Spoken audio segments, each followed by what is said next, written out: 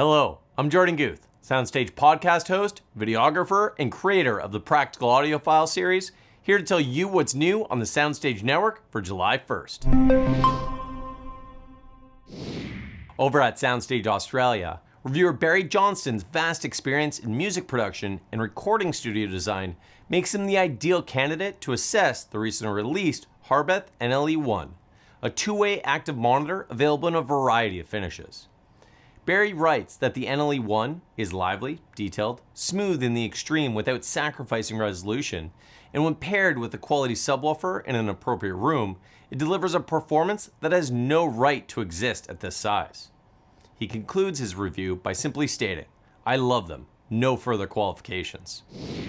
On SoundStage Global, we have a blog post by Jeffrey Morrison about Bang & Olufsen's new Experience Center in West Hollywood's Design District.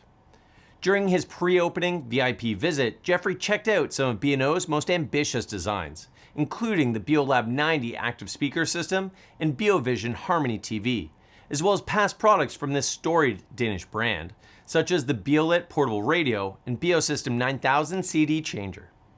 Design is a huge part of B&O's appeal, so we're glad that Jeffrey took lots of pictures.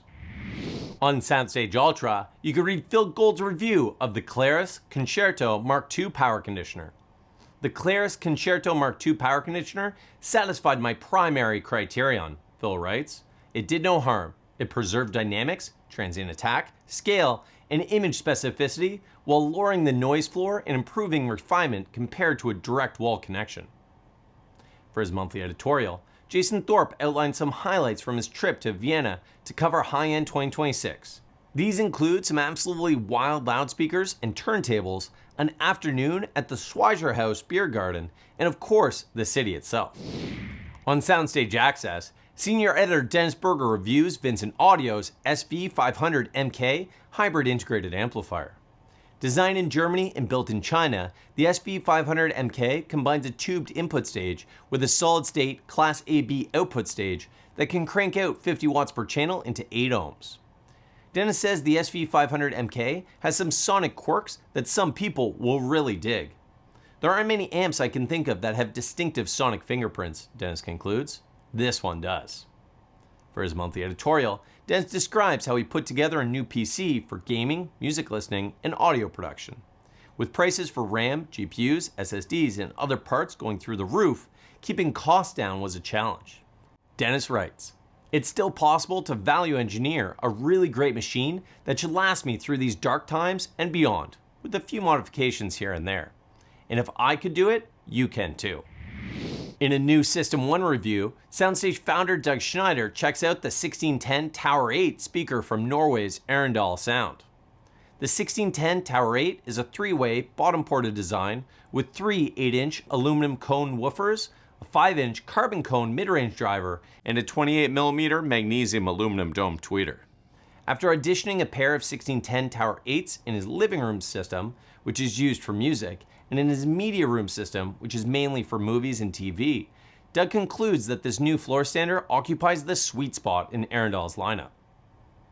For his monthly editorial, Doug recounts a personal highlight of high-end 2026, a fascinating demonstration at Steinway & Son's flagship store in Vienna that combined a high-end audio system from Lyngdorf Audio and a concert grand piano equipped with Steinway's Stereo player piano technology. The presentation featured a recording of a singer accompanying himself on piano. The piano part was reproduced by a Steinway Stereo Model D grand piano, while the voice and other elements were reproduced by a pair of Steinway Lyngdorf Model C loudspeakers.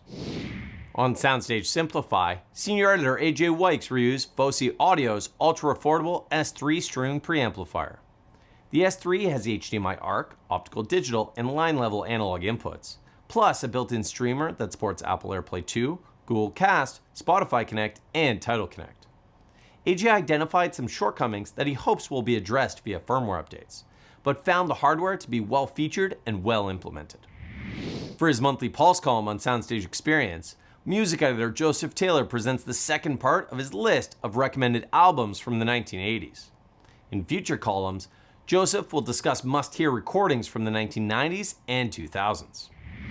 On SoundStage Solo, senior editor Jeffrey Morrison reviews Meze Audio's Astro in-ear monitors, which feature a CNC'd machined titanium chassis and multi-layer composite dome drivers. Jeffrey says these new earphones have a beautiful, understated design and deliver strong bass and detailed treble. In his monthly editorial, Jeffrey notes how much headphone designs have improved in recent years to the point where it's now hard to find truly bad headphones.